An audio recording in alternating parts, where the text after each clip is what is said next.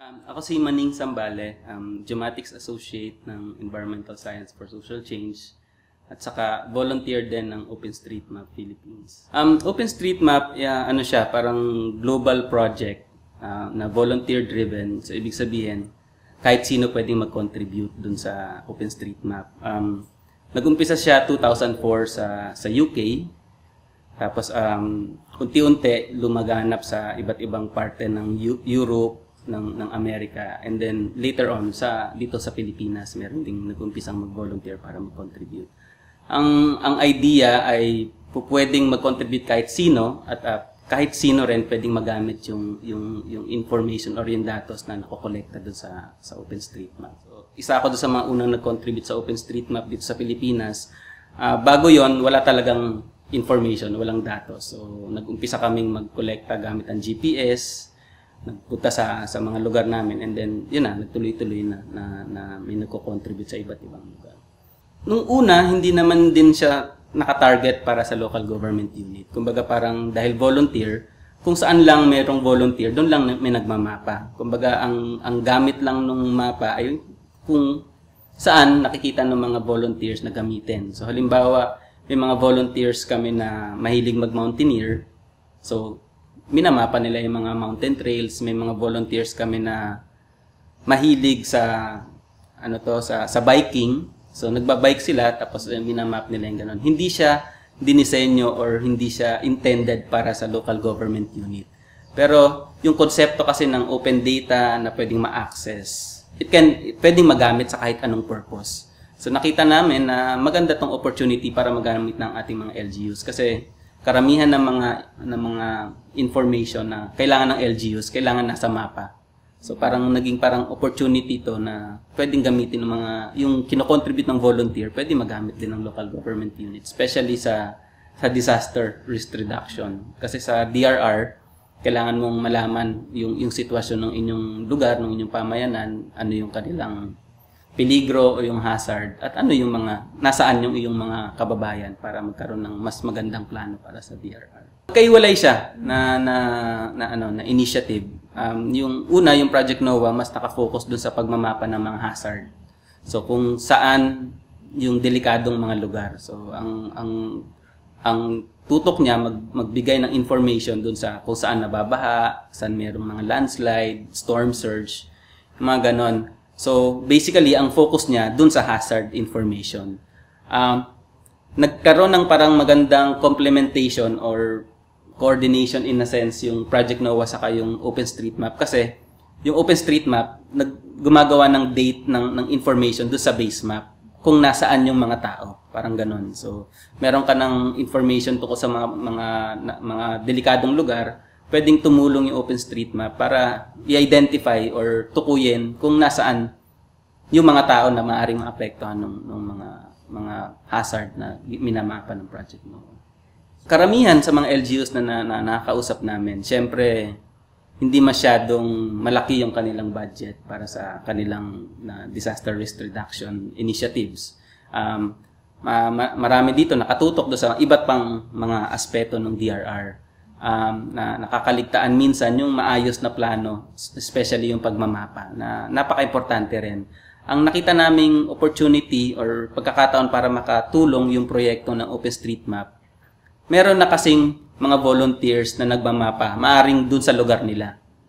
Magandang siguro magtulungan na lang para masuportahan yung initiative. So yun yung una, may volunteer na pwedeng tumulong. Pangalawa, lahat ng information na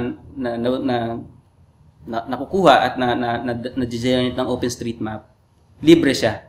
So, hindi nila kailangan bilhin yung datos. So, pwede nilang gamitin talaga sa LGUs. At pangatlo, yung mga tools, yung mga ginagamit naming software para sa paggawa ng mapa, mga ganyan, ay free and open source. So, ibig sabihin, libre. Hindi na kailangan ng LGU na bumili ng mamahaling mga software para magamit nila yung datos ng OpenStreetMap.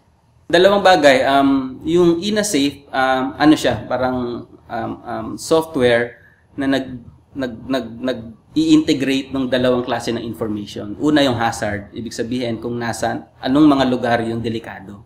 So yun yung unang aspeto. Pangalawa, yung tinatawag natin na exposure. Nasaan yung mga infrastruktura, mga kalsada, buildings, at mga tao, population. So parang gamit yung software ay pinagsasama itong information na to para matukoy natin kung ilang tao halimbawa sa isang lugar na delikado ang maaaring maapektuhan. So ang usually ang ginagamit namin na datos para sa hazard mula sa Project NOAA at yung ilan din na mga ginagawa din ng mga local government unit. Tapos yung exposure or yung kung nasaan yung mga lugar, nasaan yung mga tao, pwedeng manggaling din sa local government unit. Tapos meron ding datos kasi sa OpenStreetMap yung mga buildings, yung mga kalsada. Doon naman kinukuha at ini-integrate or pinagsasama doon sa software.